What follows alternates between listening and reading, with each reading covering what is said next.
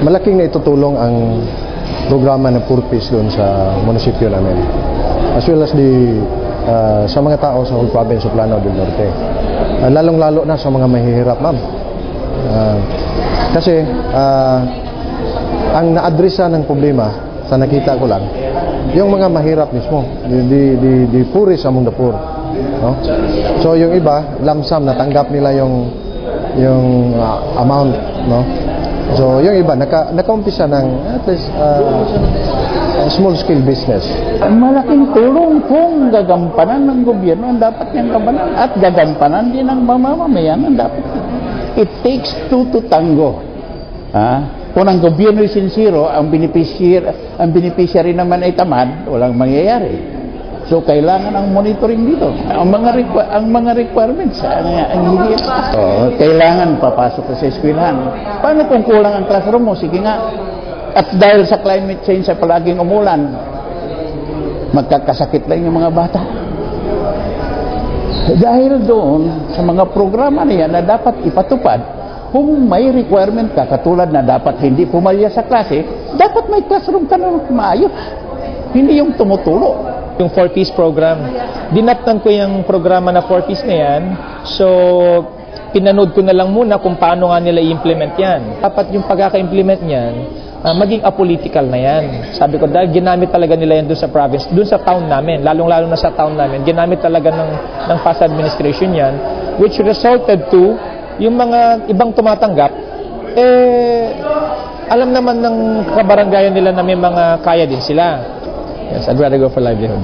Sir, sorry for the record, bakit po yung Hindi maganda tingnan kung masasana yung mga tao sa dole-out, lalo na involved ang mga bata na nakikita nilang tumatanggap na lang yung mga magulang nila ng dole-out na pera ng gobyerno para sa kanila. Lalo na kung gagamitin naman nila straight sa pang-sustain na ng araw-araw nila. Makikita na lang nilang pipila na lang yung mga magulang nila para mag-collect ng pera ng gobyerno. Ang sa akin, kung nandyan yan, okay, well and good. Maraming salamat. Pero ang kailangan ma-addressan namin dyan is, tignan namin, aralin namin kung ano yung kailangan nila doon sa respective barangays nila at mabigyan sila ng mga livelihood programs doon na uubligahin ko naman na kailangan magtrabaho sila na masustain namin yun dahil sila din naman ang beneficiaries doon. Yes, I signed a memorandum of agreement for the Purpose. Ang counterpart namin sa Purpose, yung mga tao na nagbabalidate, personnel from the DSWD, national and the regions, sila ang nagbabalidate. So, kami ang nag-accommodate sa kanila. So, libre lahat sila sa board and lodging. Wala naman, manpower lang naman at saka yung mga suporta, yung mga pagbibigay ng mga kung ano yung mga kailangan nila, mga sasakyan na kailangan nila o mga manpower na kailangan nila para bumisita at mag-verify doon sa mga recipients at kailangan updated sila doon sa mga parent leaders nila.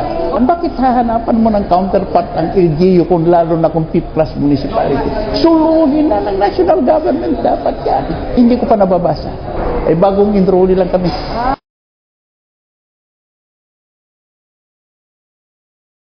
After 5 years, the local government unit. So we can also continue the program, but not as good as the national government is implementing the Purpose now. Kung ako lang ang tatanungin mo, yung town namin, it's supposed to be a first-class municipality.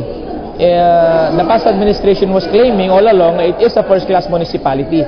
But sa akin, ang paniniwala ko, yung mga programa kagaya ng 4-piece, it should have been addressed by the local government para hindi na kami recipient ng ganyan, given the fact that we are being declared as a first-class municipality.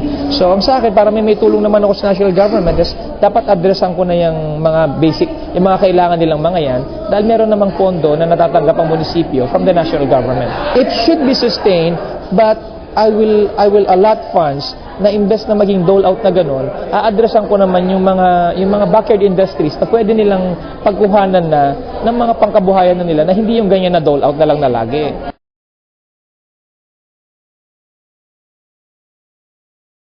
Wala, hindi kami naisama. Iwan ko kung nangyari yun sa aming bayan. Ngayon yan, may ina-apply kami. May survey kasi last October. Siguro mahigit 200 ang according to them, ina-apply nila. Bali hindi. Yeah, hindi alam namin. Yun, sabi nila, sekreto daw confidential. Siguro, Pero wala pa po ngayon. wala pa. Nag-survey pa lang. Sa ibang bayan meron na. Tingnan mo po ba, dapat bigyan ng munisipyo, ma-cover din program yung munisipyo? Sana, hindi na lang. kasi lit-late naman nila ba? Bali, meron ding iba nga parang talagang kailangan bigyan natin. Kaso lang, limited. Hindi alam namin kung ano ang kriteria. Kahit paano, maliit lang. Kaya gusto ko sana, pag meron, sana yung lahat, pamimbro na lang ng PhilHealth, gano'n. Meron din kami programa sa PhilHealth. Okay lang. Kahit nakakaingit. Di ba? Lalo na pag nalaman mo, ba't ikaw binibigyan? Ito naman, mas mahirap to kaysa tapos naman, paano na kung mahirap pero tamad? Yun, pag nakatanggap ng pera, pumunta ka agad sa bungan. Yes. According to some municipal mayor, they say that some did it. And we are not included because our class is mataas, yeah. Although I really want to be included. We are the rice granary of the province. Hindi kami covered pa dyan. Paano mag-apply yun, hindi ko alam. Matutulungan niyo ba kami?